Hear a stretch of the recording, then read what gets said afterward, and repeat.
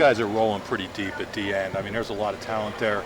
Does that come with certain expectations, or how do you kind of feel when people are talking about the amount of talent that you have there?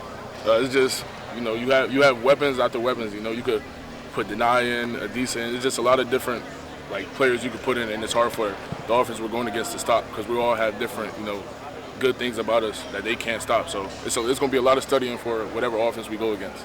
Thanks, Chop. You're welcome.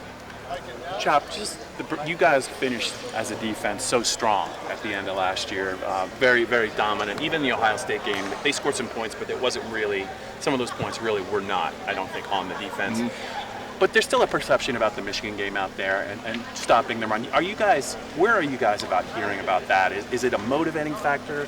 Are you guys tired of hearing about it? Is it just not true? But how big of a chip on your shoulder does all the defensive line have about maybe just becoming maybe better versus the run, or did you already make those strides, do you feel like, at the end of last year?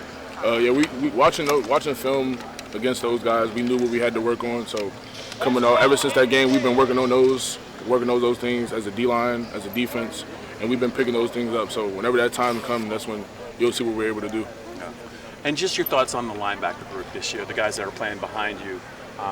Curtis Jacobs is a guy that, Abdul Carter had a great year, but it's easy to forget that Curtis Jacobs is maybe one of the best players in the country. What would you just say about the strength of that room, and now you add somebody like Rojas in there? How do you feel about that group? I feel great. Having those guys behind them it's a great feeling because it's not the O lineman or the offense not just focusing on you or the D line. Because when you have many different weapons on the defense, it's a lot to process. So having Curtis and all those guys behind us is great. Is Curtis overlooked in a little, just because of what happened last year with Abdul?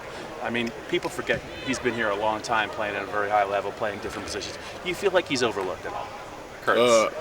Yeah, I think he's overlooked a little bit, but I think how he's been working and everything's going, he'll have a great impactful season.